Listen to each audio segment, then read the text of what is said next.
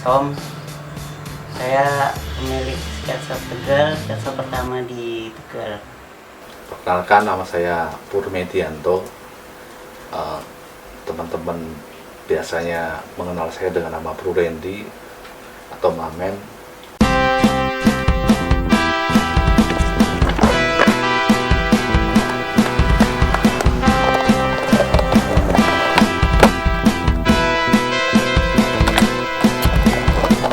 Dulu tahun 2012 di Tegal tuh udah nggak ada yang main skate kan, kayak sama sekali gitulah, cuma ada 1-2 orang gitu. Terus awalnya cuma pengen cari temen sih, nambah-nambah temen buat main skate bareng gitu pas sore. Jadi bikin toko biar orang-orang bisa beli terus main bareng.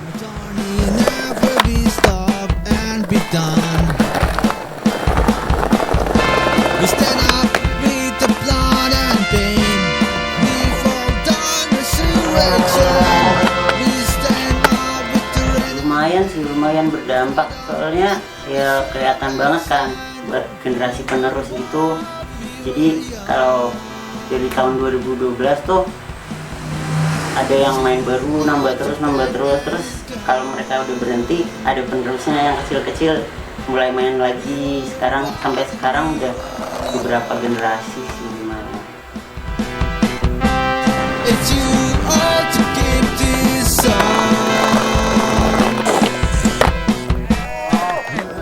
Pertama lihat tuh di Bangkok, lalu saya mencoba dan saya tertarik, akhirnya terjunlah saya ke dunia skateboard.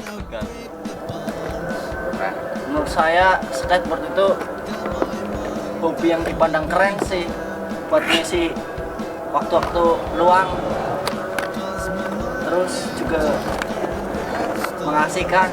Skateboard selain menyenangkan, itu bikin kita menjadi tenang, bebas,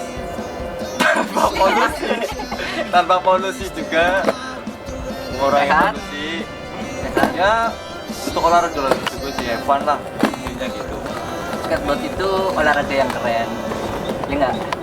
Iya. Asik lah, ya asik, banyak teman, solidnya tinggi, bebas juga mau main di mana aja, ayo. Pertama kali kenal skateboard, jadi dulu ada semacam kualitas sepatu roda namanya Scooby-Doo. Jadi Scooby-Doo itu tahun 86, 87 terus sering nongkrong di depan BRI.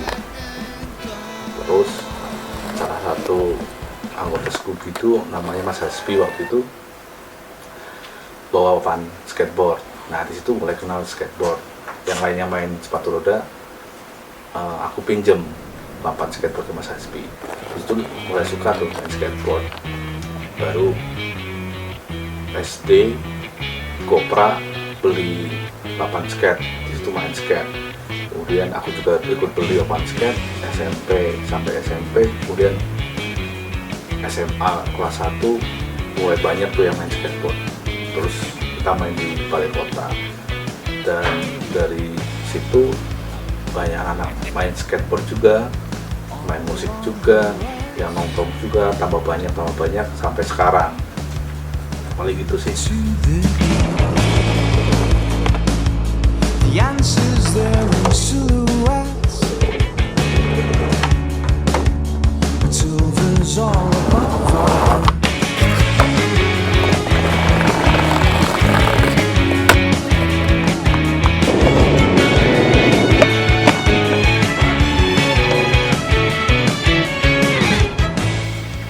Yang pasti ya di setiap generasi pasti ada gap-gapan, ada konflik, tapi ya seiring perkembangan waktu, seiring perkembangan usia, pasti kita mencoba untuk berkompromi dengan konflik itu. Yang pasti kita coba untuk fair sih, artinya kalau ada permasalahan kita omongin, kita obrolin sampai benar-benar selesai. Jadi tidak berkelanjutan sampai tingkat yang serius. Jadi pertemanan di Balpek ya masih langgeng sampai sekarang. bisa dibilang dari tahun 96-97 sampai sekarang ya ke 23 tahunan masih aktif. Gap itu ya kayak pasti terjadi sih sama di semua kota juga, maksudnya kayak yang tua kan obrolannya beda sama yang muda, pasti agak susah gabung. Cuman kalau sering bareng, main bareng, mungkin gap itu bisa hilang sendiri sih harusnya. Gak ada sih ya, gak ada gap-gapan, kita semua sama. Bersatu ya, bersatu kita teguh semua sih. Karena kita berantakan. Kita rangkul bareng. Kadang gue gabung juga sih, ngobrol, saling ngobrol Sharing-sharing lah. tentang skate. Ngajarin juga.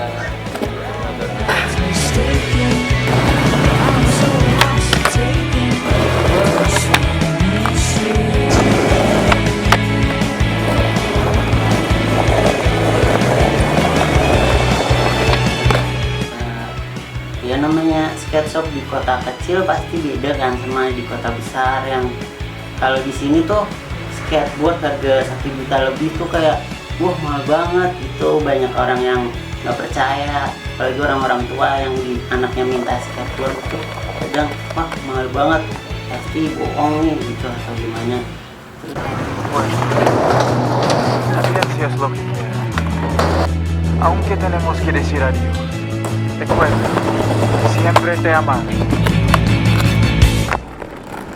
Pastinya generasi tahun 80-an, 90-an dengan sekarang sangat beda. Tahun 80-an, 90-an kan video skate untuk belajar oli aja, oli waktu itu juga belum ditemukan, atau mungkin sudah ditemukan tapi secara apa ya, secara referensi kita belum dapat itu. Jadi bisa dibayangkan dulu kita referensi harus cari video skate ataupun kita majalah skate itu harus beli dari luar, harus import. Dan waktu itu semua anak sekolah kan, kita harus nabung untuk beli video skate, untuk dapat referensi itu, atau bahkan untuk beli papan skateboard sekalipun untuk ukuran pelajar waktu itu susah, mahal. Walaupun mungkin kisaran skateboard waktu itu masih 200.000, 100.000, tapi itu bagi kita masih mahal.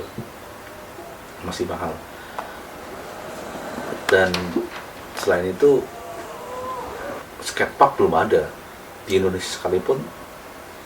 Sampai tahun 2000-an bisa dibilang skatepark satu-satunya itu tahun 90-an di Senayan. Tapi untuk ukuran kita seorang pelajar untuk pergi ke Jakarta juga pasti butuh ongkos dan lain sebagainya.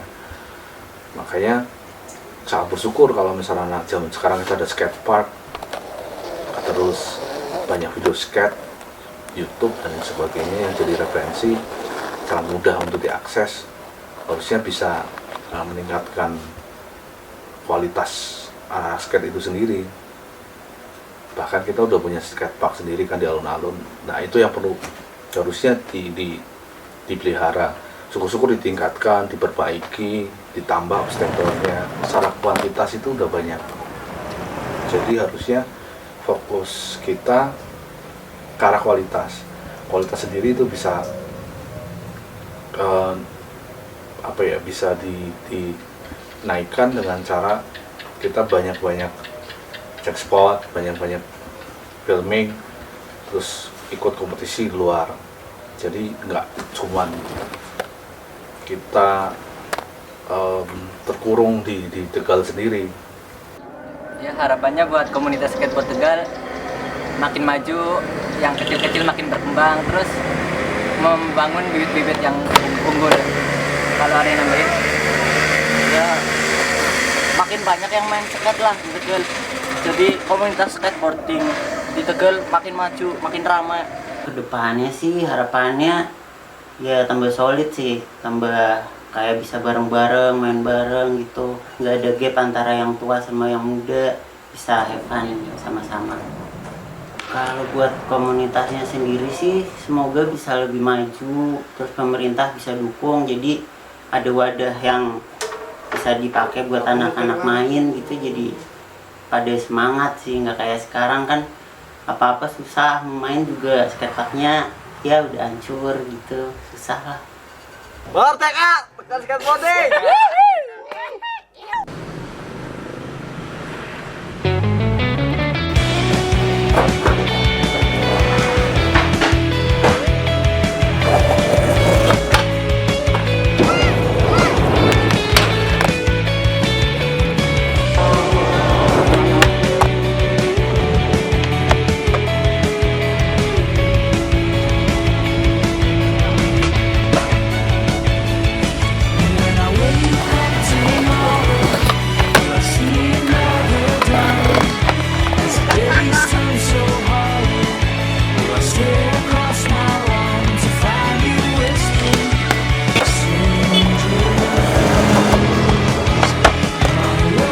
Gerakannya pada skatean puasa-puasa tetap oke. Kayak aku lemes tetap semangat.